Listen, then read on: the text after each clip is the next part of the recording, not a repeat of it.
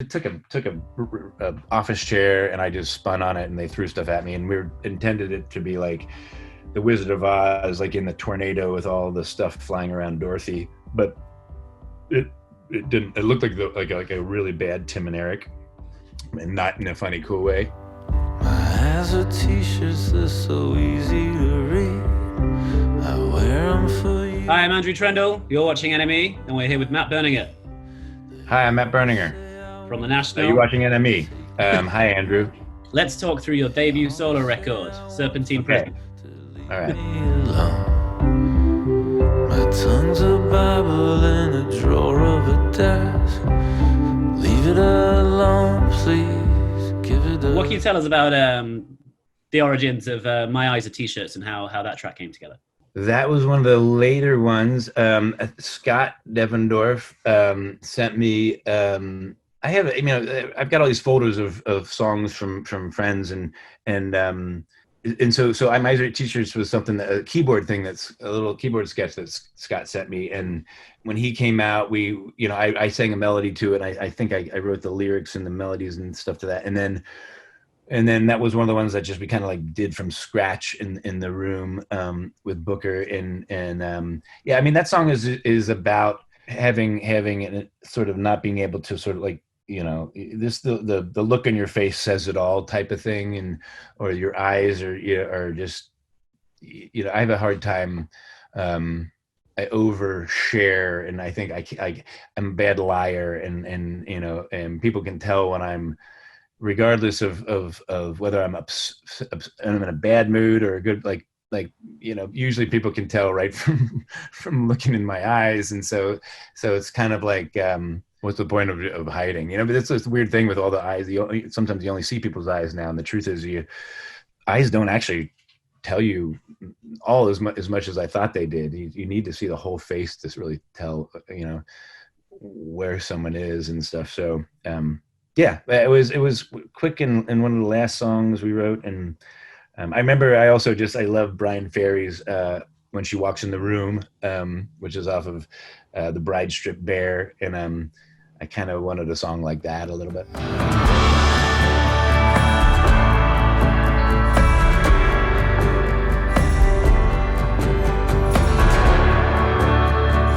Track 2 and the single with a beautiful video, which, this is the video that Tom filmed where you're doing quite a lot of miming for Distant Axis. There's this axis, it's this three-pronged sort of axis that's on the album cover where the wall meets, and then and so that the single cover for that, you see that sort of that shape. And so Dale Doyle did a lot of stuff, and so the video, we thought, well, let's just rotate me on an axis. This was my idea, and Tom and Chris, who I'm in the garage behind where they live. We decided, just put me on it. We took a office chair and I just spun on it and they threw stuff at me, and intended it to be like the Wizard of Oz, like in the tornado with all the stuff flying around Dorothy. But it didn't. It looked like a really bad Tim and Eric, and not in a funny, cool way, thing when we did it. So we just used all the footage. And I didn't break my nose, but I was injured in a few different ways. But it was fun though. It was that we were done, and we did it in like a day and a half, and we didn't have to go anywhere. And it was just Tom and Chris and I, and just a bunch of garbage. And it was fun to make that video.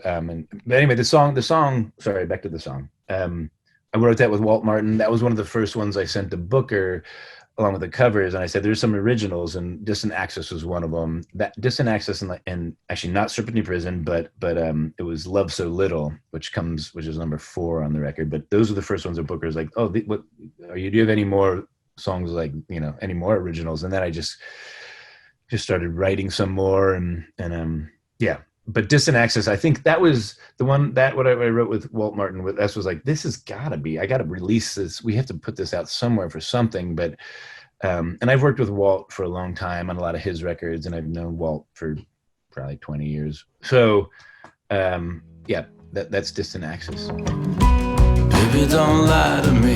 You know that I believe you. Always in love with someone. If The recent single, One More Second. What can you tell us about where that song came from? Wrote that with Matt Sheehy, who's in Lostlander and in Elvi. Right away, I had a few sketches from him that he'd sent me, and that one was just immediate. It was like, what, you know, it was. I think I wrote to that pretty quickly. That one felt right away. It was like, oh, okay, here's one that might be contender for, like, you know, that kind of pop song. And I was really listening to a lot of, like, Nothing Compares to You by Prince, and I talked about Dolly Parton's I Will Always Love You, and we've talked a little bit about Olivia Newton-John and Hopelessly Devoted. Those songs, like, there's a million of them. There's a million songs that are sort of synonymous with just like that last minute desperate, you know, standing in the doorway, you know, Dylan's. It's just like, it's you know, should I stay or should I go now? You know, it's like, it's a million. There's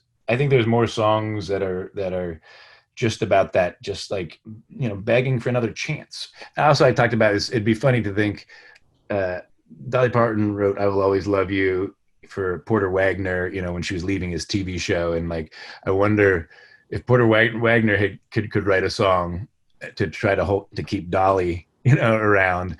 Maybe it'd sound something like that, you know. One More Second. Time to rip out the phone. Why are people still calling? Don't they know that we're... And the aforementioned Loved So Little, an early track for the record, right?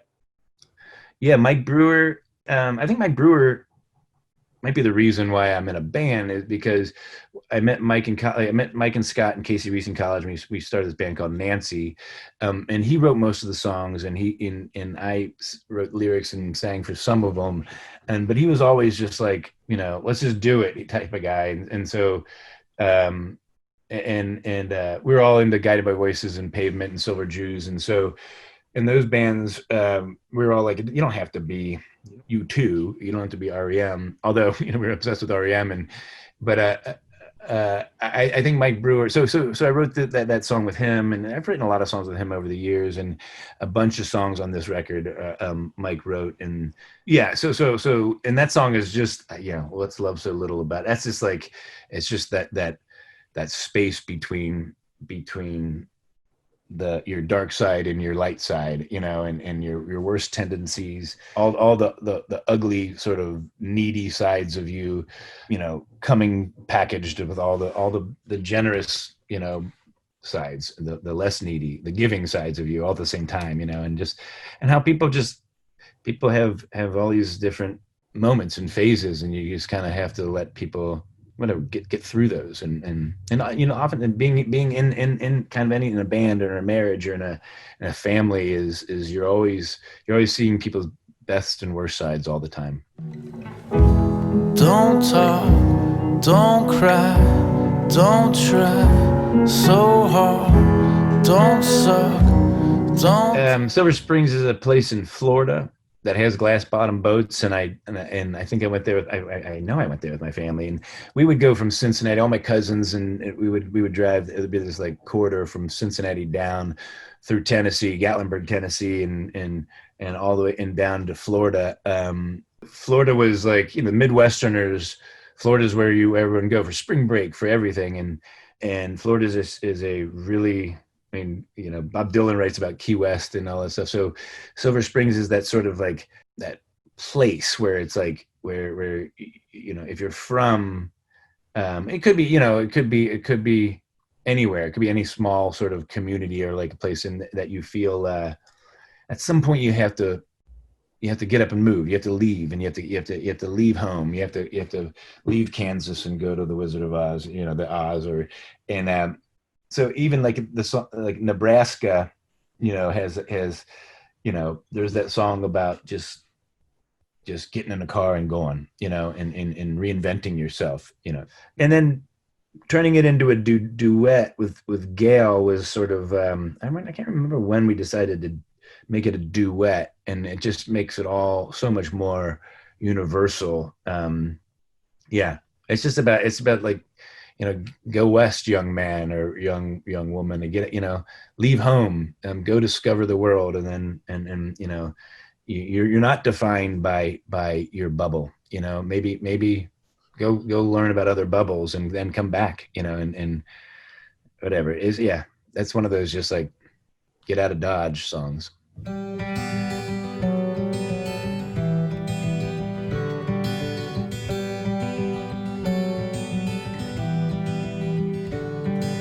Next up, I've written Encore song, Oh Dearie. You wrote Encore. Yeah.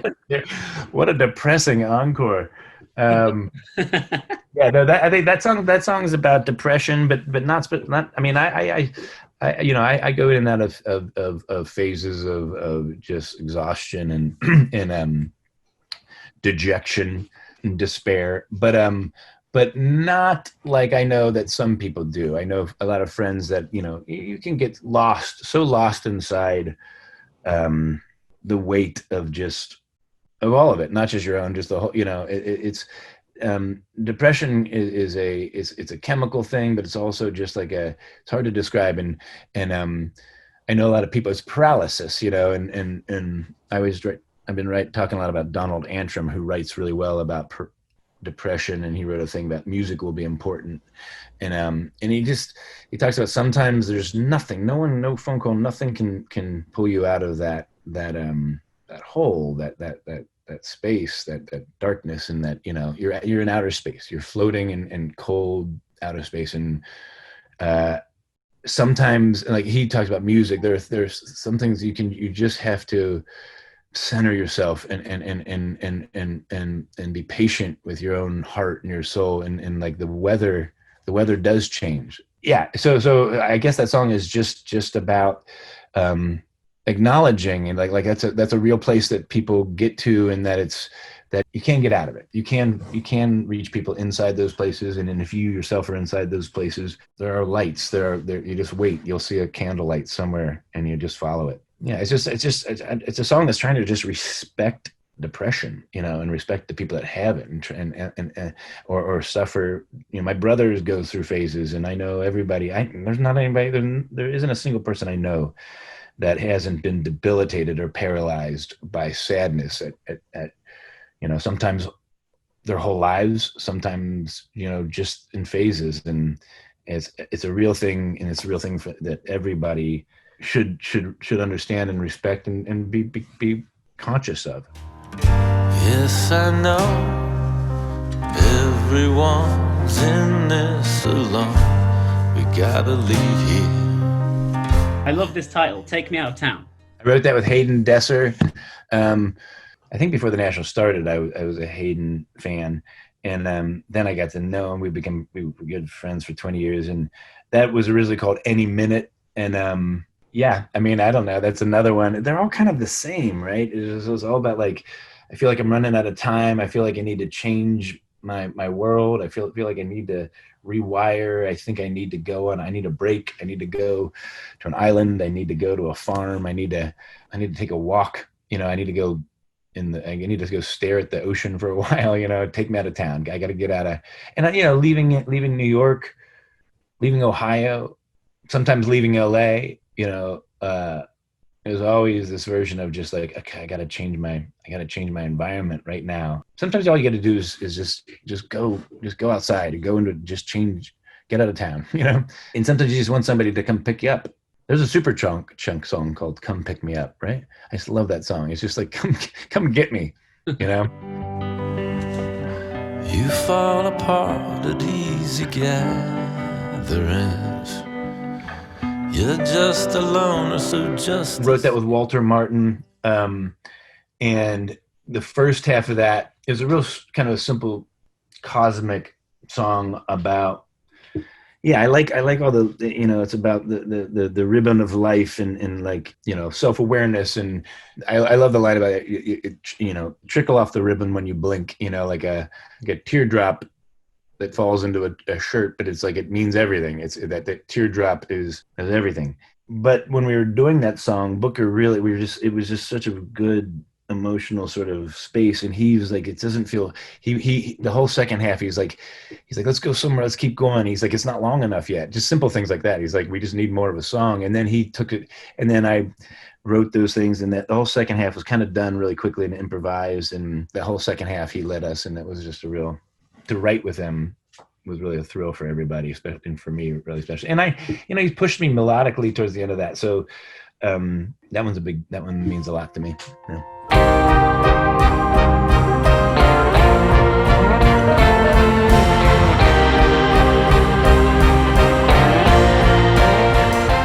Another great song adds to the canon of songs called All for Nothing. That's Brent Knopf from Elvi. Yeah, there's a lot in that. There's a lot of stuff about my Aunt Elaine Berninger, who was like my second mom. He was my Uncle Jack's wife. She passed away last year, but and there's this farm in Indiana. There's a train car, at the bottom of a swimming hole, and that was a real thing. And there was a creek and a canal and a train tracks that my cousins and I used to always hike, and my cousins would hop trains literally and take them to the next town, take them out of town. And I never hopped the trains; it was too dangerous. But there was a big swimming hole that was a big curve in the train tracks and a big curve in this creek, and they built these canals with all these these terracing sort of locks that would keep that, and at the end of it was this really deep swimming hole that they it could have been 40-50 feet deep. And the legend was that a passenger train had toppled off and gone down there, and that underneath in the bottom of that swimming pool there was a passenger train filled with skeletons. And my cousins and my aunt and my uncle would always tell us the story, and it's just so great. And we would swim, we would swim in this deep water and like go down as far as we can, and knowing that there's a train car with dead bodies in it. Just fun legends, right? Just fun legends, and all those things that just make you find a place so magical. But then but then they had to sell that farm, and my parents had to sell their house in Cincinnati, and that whole world now is none of us own it, and none of us, I hope to go back there, just to the land, into that train tracks, into the swimming hole, but I haven't been there in 10 years or 15 years, and nobody in our family owns it or anything anymore. And it's just, yeah, that's kind of what that song's about. Or at least that's what my answer is about.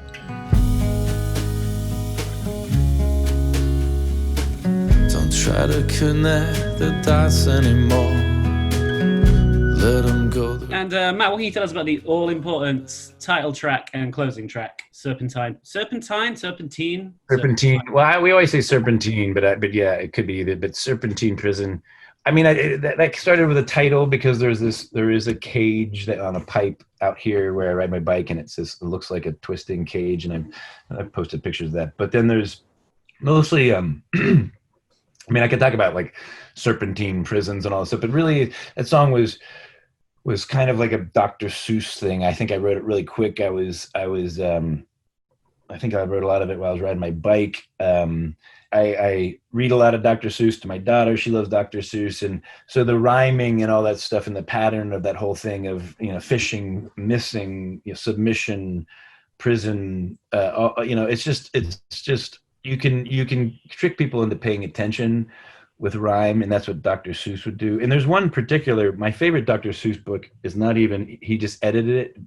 He didn't even write it, but it's called Put Me in the Zoo, but it's Robert Lopshire wrote it, and it's about this dog with red spots who has these, peculiar red spots, and he wants to go in the zoo, and they're like, you don't belong in a zoo, you're just, but he's like, well, look what I can do with my weird spots. Look what I can do with all these things I can do with my exceptionality or my peculiarity, or this thing that's, strange about me. And he turns those dots into everything and everything. It's like a graphic design book almost. It's like he takes his dots and he makes them the sky, and he takes dots and makes them all one big dot, and he makes socks out of the dots, and at the end they're like, you don't belong in a zoo, you belong in a circus. And then it's all funny, it's all sweet, it's rhyming, and it's all about just embracing the things that make you strange, you know, and those are the things that make you wonderful, I guess. And Dr. Seuss, you know, The Cat in the Hat is a very progressive book, and it's not, you know, it's all these things about, or Maurice Sendak, you know, and it's kind of one of those kind of things, and it's like a kind of a big epilogue of anxieties, I wrote that really fast, and I wrote that with Sean O'Brien and Harry Whitford, along with along with Silver Springs. I wrote that one with those guys too. And I put it last just because it was just also felt like the best title for the record and everything. And it just sounded good last. I don't know. Yeah. Amazing. Matt, thank you so much for your time, man. Thanks, Andrew. Yeah.